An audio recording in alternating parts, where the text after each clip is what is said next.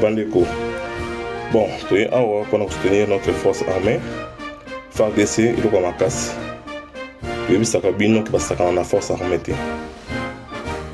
Tolanda et le Komo Boy. Tolanda et Billy Mogo et Botu. Ils ont bêta. Tolanda.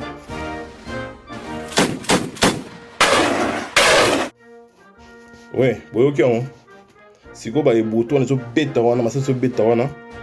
Bon, si on est sur bêta, si go ba nguna ya mboka na biso. Bande ko na biso ba Congolais ba na mboka na biso, ba ko ba nguna na biso. Tozo ko nika bango bien. To bozo fait Botu mususu. Izo ya ko bêta bango. Voilà. Bomoni yango. Bosikoyo bino bato ya kwe moko boye soi-disant politicien mabina ou babina na podium mona ba boyi bango te hein. Bazo sala bato moi annonce moko ya poto exemple na makolo. Allez, nika bango. Là, c'était l'initiateur du forum Les Congo aux Congolais. Bisonde bakolo Congo, bisonde bakolo mboka. Bisonde bakolo ekolo. Les Congo aux Congolais. C'est un vrai Congolais côté na mentalité les Congo aux Congolais. Tout ça pour éradiquer Congolais à mon akimboka na zaye. Tango baninga biso basoda baza ko beta ka banguna kuna biso zo passer na mission ko komisa Congolais na maela e ba mboka wana za mboka na ye. Congolais doit aimer son pays. Les Congolais doivent aimer son prochain. Donc nous sommes là pour changer les mentalités des Congolais. Ou ba komaka na expliquer que te fona bimanga na Congo na kende.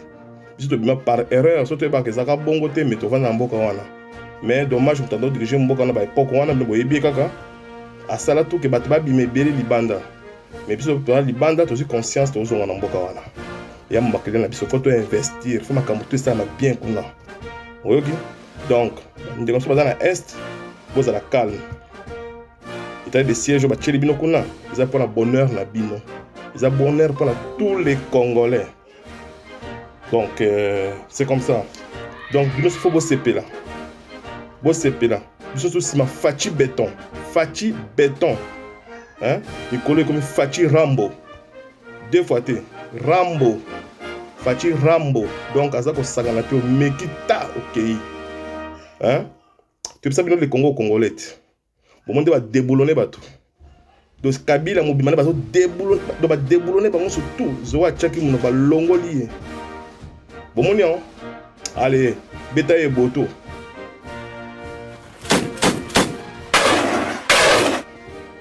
Bisognon surtout si ma RDC. Bisognon surtout si ma FARDC. Bisognon surtout les Congolais na kata Congo. Les Congo aux Congolais. Beaucoup dans la makanisi oh il y a les Congo Congolais. Les Congo aux Congolais ça englober mutunyo surtout. Nyon surtout sans exception. Mutunyo surtout azo kota na idéologie les Congo Congolais. So biso tozuma yele wana bande kona epsi bino ke mboka wana ekokende liboso.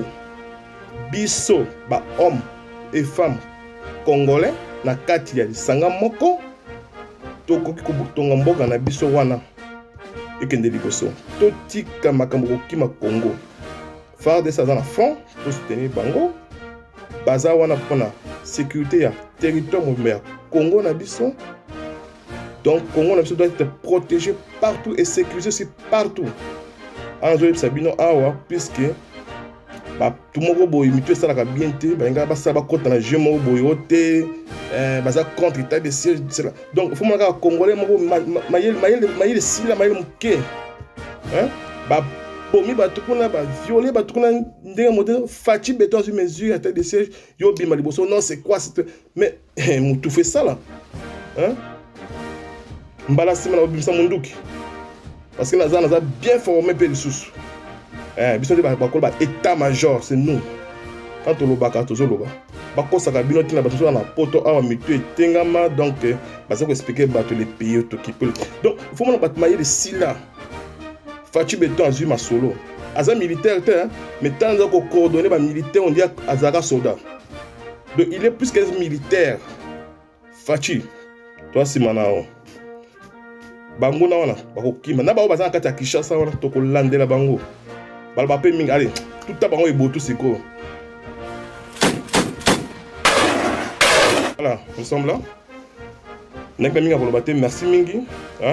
Bendele ekweya te. Bendele oyo ekokweya te. Toza nango awa. C'est Juif Noir, l'initiateur, il y a les Congo aux Congolais.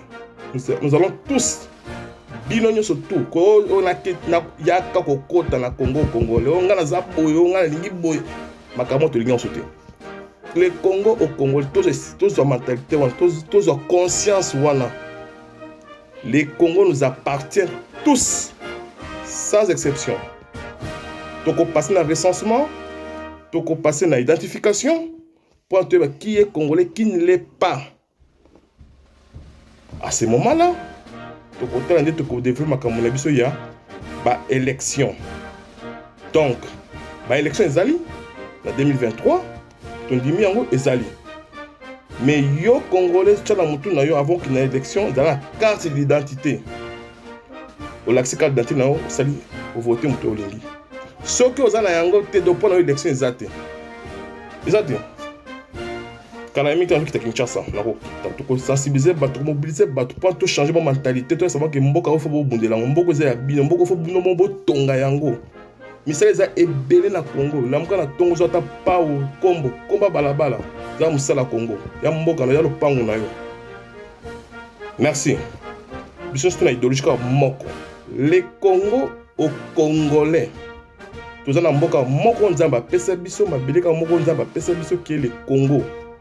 Ozana ceux qui wapi, ceux qui la lingomba nini, ceux côté ni nos alliés. Conscience. Le Congo aux Congolais. Merci. Voilà, nous sommes là. Nek na minga koloba te merci mingi. Bendele ekweya te. Bendele oyo ekokweya te. Toza nango awa. C'est Juif Noir, l'initiateur, il y a les Congo aux Congolais. Nous allons tous, binonyo surtout, on a yaka kokota na Congo aux Congolais, on a zapo, on a lingi boy, makamoto lingi en sauté. Les Congo aux Congolais, tous ont mentalité, tous ont conscience wana. Les Congo nous appartiennent tous, sans exception. Donc on passe dans le recensement. Donc on passe dans l'identification pour entendre qui est congolais, qui ne l'est pas. À ce moment-là, donc on a dit que le développement comme on a vu il y a élection. Donc, élection est allée en 2023. On dit miango est allée. Mais yo congolais tchala mutu na yo avant qu'il y ait élection dans la carte d'identité. Au l'accès carte d'identité na yo sali au voter mutu olingi. Ce que vous avez yango te do pour l'élection exacte. Exacte. Quand la émission qui Kinshasa, na sensibiliser, mobiliser, pour tout changer ma mentalité, tout savoir que mboka faut bondela, mboka za bino, mboka faut bino mbo tonga yango. Misala za ebele na Congo, la mboka na tongo zota pa o kombo, komba balabala, za musala Congo. Ya mboka na ya lo pango na yo. Merci. Biso c'est une idéologie moko. Les Congo aux Congolais. Tous en mboka moko nzamba pesa biso mabeleka moko nzamba pesa biso qui est le Congo. Ozana ceux qui wapi, ceux qui la lingomba nini, ceux côté ni nos alliés. Conscience. Le Congo aux Congolais. Merci. L'armée congolaise lance une offensive contre les rebelles ougandais dans l'est de la République démocratique du Congo. Accusés de crimes de guerre contre les civils, les insurgés du ADF Nalu sont, avec les rebelles hutus rwandais du FDLR, l'une des deux milices que le gouvernement congolais veut mettre prioritairement hors d'état de nuire. L'opération a débuté jeudi à Kamango, à 500 km au nord de Goma. Capitale du Nord Kivu, la ville avait été prise le 25 décembre par les ADF Nalu avant d'être reconquise le lendemain par l'armée. Le groupe ougandais sévit dans le Nord Kivu près de la frontière. Formé au départ pour lutter contre le régime du président ougandais Yoweri Museveni, ce groupe est aujourd'hui composé uniquement d'islamistes.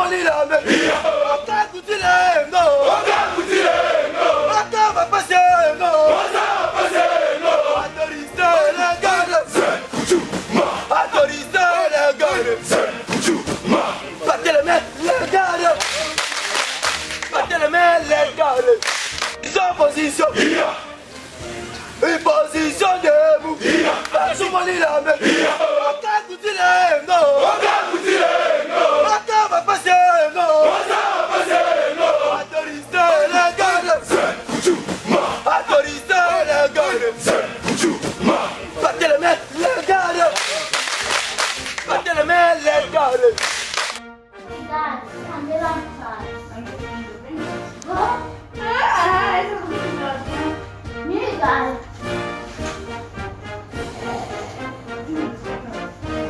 Hadi bir yaş var. Hadi bir yaş